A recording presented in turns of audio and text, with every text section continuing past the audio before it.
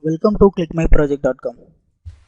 Now we are going to discuss about the product, a novel deep arrhythmia diagnosis network for AF classification using ECG signals. Now we are going to discuss about the abstract for the process. AF is a common abnormal heart rhythms. Hence this process is introduced by using the ECG for the assessment of cardiac arrhythmia in clinical routine.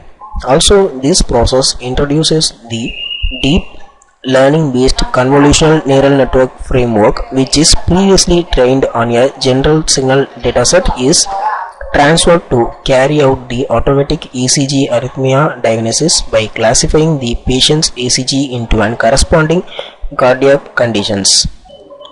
The main focus of this process is to detection of arrhythmia by a simple, reliable and easy applicable deep learning technique for the classification. The results of the deep learning classification cascader of convolutional neural network and LSTM were able to obtain very high performance rates. Now we are going to discuss about the flow diagram for the process. At first, the input ECG signal is taken from the dataset. The dataset is the folder which consists of the several ECG datas. After getting any one ECG from the dataset, the pre-processing will be carried out. In this pre-processing step, the signal is aligned based on the time domain. After the signal is pre-processed, the pre-processed signal will be undergone for the node detection. In this node detection step, we have to detect the R peaks, then Q peaks, then S peaks. That is the QRS peak detection method. After the QRS peak detection, we have to analyze the features. So in this feature annotation, the QRS value of the features as well as the RR interval of the features will be calculated. Then after extracting the features, those features are considered as an test features. By using the feature extractions, we have to classify the signals whether the signal is normal or abnormal by using the CNN classification method. After the classification, the performance will be evaluated by means of the accuracy, sensitivity and specificity. By these three parameters, we can able to justify the process is efficient or not. Now we are going to discuss about the initial running procedure for the process. At first, open the MATLAB 2015B and change the current directory. If you want to execute the program, just right click in the main_GUI.m and select the option run. Now the initial GUI was opened. In that you can see the several push buttons in the right side for the controlling actions, then the several axes in the left side for the display. First of all, you have to click the input signal. After clicking the input signal, the dataset folder was opened. You can select any one signal from the dataset.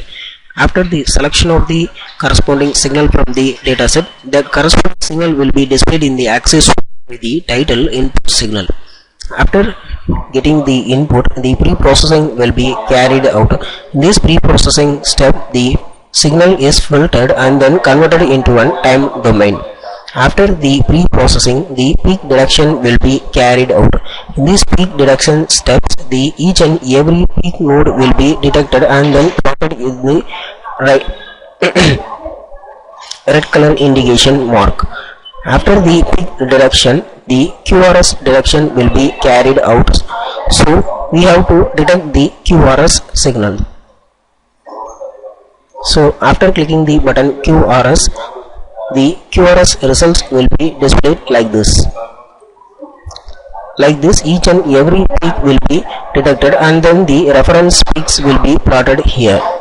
After the QRS detection, the RR detection will be carried out and then the RR interval value will be plotted in the table format. Like this, the RR interval will be plotted. Then finally, the classification will be done by using the convolutional neural network and then the LSTM. First of all, click the compute CNN. Now the CNN layer, that is the convolutional layer, will be the layer number of inputs equal to 50, size of the input equal to 6, then the size of the testing equal to 1.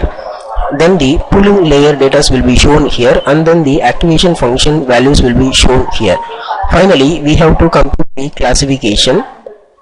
Now the classified result will be shown here, like the identified as a normal signal. Also the message box will be displayed like this. After the classification method, the performance will be evaluated. Hence the performance will be evaluated by means of the accuracy, sensitivity, specificity, then precision, finally recall. Those values will be as a table format as well as the graph format. Now the test feature and then the train feature value will be plotted like this. Now the one of the test feature will be shown in the blue color, and then the other train feature will be shown in the red color.